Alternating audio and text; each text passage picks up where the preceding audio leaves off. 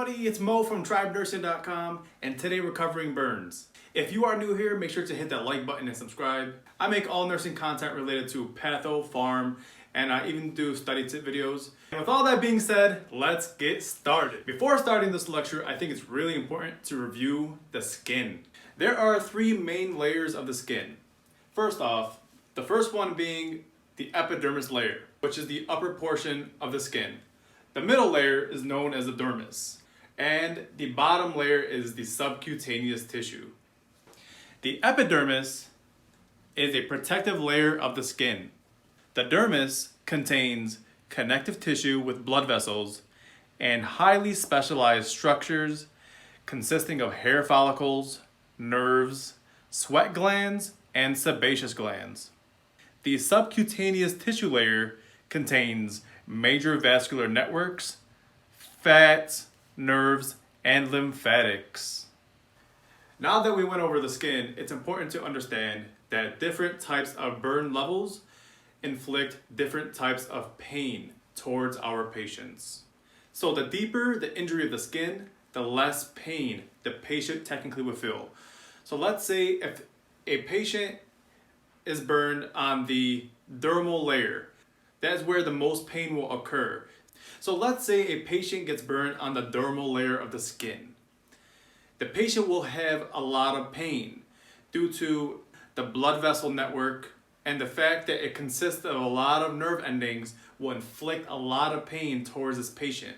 But the deeper the level of the burn injury, the less pain they will feel.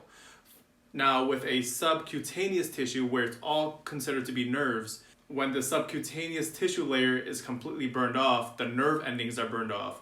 So now the patient won't be feeling as much pain due to the level of degree of injury towards that dermal layer of the subcutaneous tissue. So just to recap, so the higher level of burn injury towards the patient, the more pain that they will feel. Now the lower the injury of the patient, they will feel due to the nerve endings completely being destroyed. It's also important to understand that there are different types of burn injuries. It's important to keep in mind that there are different types of burn injuries. For example, there are chemical burns, thermal burns, smoke inhalation injury burns, as well as electrical burns. With thermal burns, it's caused by flames, steam, scalding, or contact with objects or liquids. The severity of the injury depends on the temperature of burning agent and the duration of contact with that thermal source. Chemical burns are the result of contact with acids, alkalis, and organic compounds. Why are alkali burns harder to manage? Well, the reason that is because they adhere to the tissue and cause protein hydrolysis and liquefaction of the skin. Electrical burns, on the other hand, causes delayed dysrhythmias and could even cause cardiac arrest. So it's important to keep these patients on an EKG monitor for the first 24 hours of injury. Eventually, these patients will have kidney injury due to the voltage that has gone across their body. Smoke inhalation injury is another burn. This is caused by breathing in hot air or noxious chemicals. And what this ends up doing, it ends up causing damage to the respiratory tract by initially causing redness and airway edema. It's also important to talk about upper airway injury as the result of smoke inhalation injury. So with upper airway injury, you're going to see a few different types of signs and symptoms. The patient's going to have a little bit more hoarseness. The patient will have some stridor, and they will have copious secretions. Now, with a lower airway injury, this is due to damage to the trachea. The bronchioles, the alveoli are also damaged, and this results in pulmonary edema. Now, the issue with this is that it can cause acute respiratory distress syndrome, also known as ARDS. So I really want to put an emphasis on lower airway injury. Now with the lower airway, in our lungs, we have a structure called alveoli. These purple dots on the board, emphasis alveoli. What is the significance of alveoli? Well, alveoli, it helps exchange carbon dioxide into oxygen. Now, when alveoli are destroyed and are unable to produce oxygen, this is an issue because it leads to hypoxia. Hypoxic patients that come into the emergency room due to lower airway injury, secondary of smoke inhalation injury, is considered to be triage level 1. And these patients need to be seen right away because if they do not get the care, they will not make it. So what is the issue with lower airway injury? Now, what happens is when our body is under stress, it increases inflammation. Now, what is the issue with the increased inflammation? Well, it leads to increased secretions. That is our body's mechanism of fighting off the inflammation by producing more secretions. Remember, the solution to pollution is dilution. So by diluting the inflammation, the body is trying to fight away inflammation that it is undergoing. Now, what the body does not know is that with increased inflammation, it's going to lead to pulmonary edema. Now, this patient is going to be more edematous. Upon auscultation, you're going to hear a lot of crackles. The patient's going to have a lot of mucus built up. They're going to have a harder time to breathe. So that is a main issue.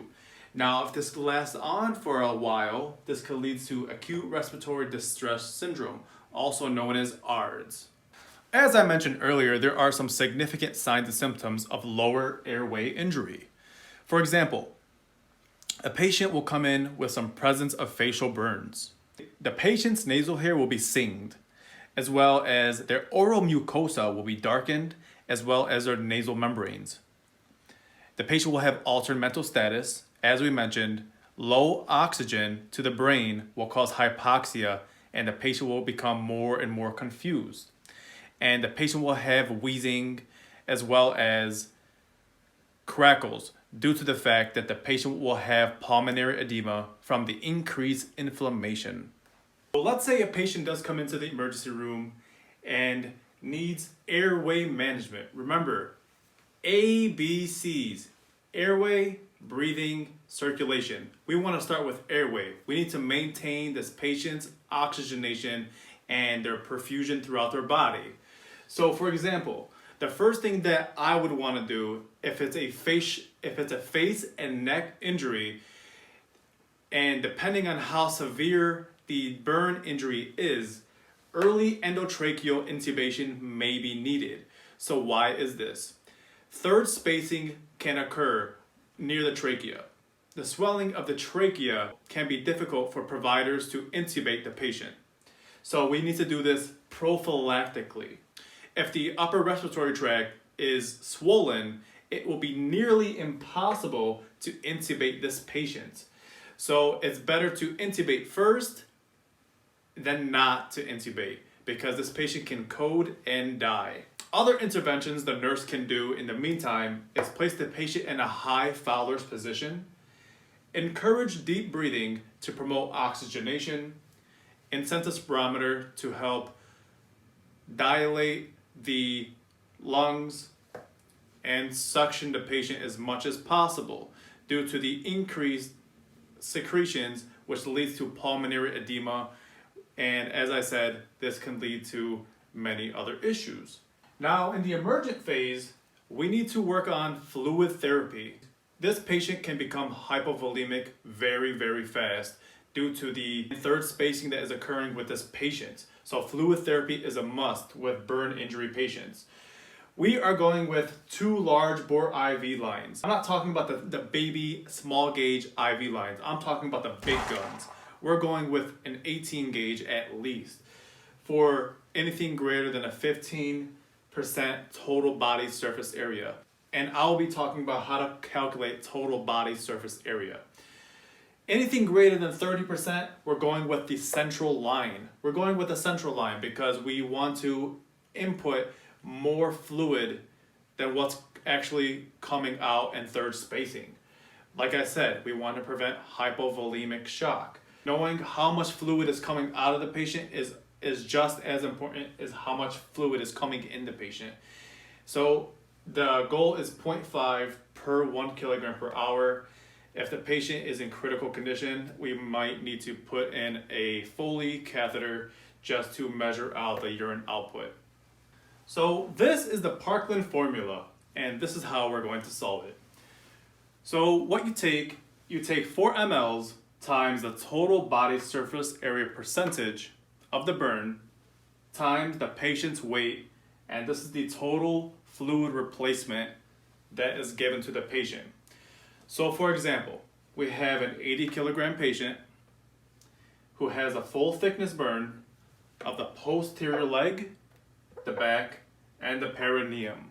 Any injury that inflicts damage to the head area is equal to 4.5%. So let's say the anterior side of the face is the 4.5%. The back is also 4.5%. So if the patient has an injury on the anterior and the posterior side, that will equal 9%. The trunk of the body anteriorly is 18%. And the posterior side is also 18%. So if the anterior side is damaged as well as the back, that is equal to 36% damaged. The arms, the upper extremities are 4.5%, and same with the posterior side. The perineum is 1%, and the lower extremities are both 9%. So based off of the injury that's inflicted towards the patient from the burn injury, this is the total body surface area that will be considered to provide fluid resuscitation for this specific patient. This is also known as Rule of Nines chart.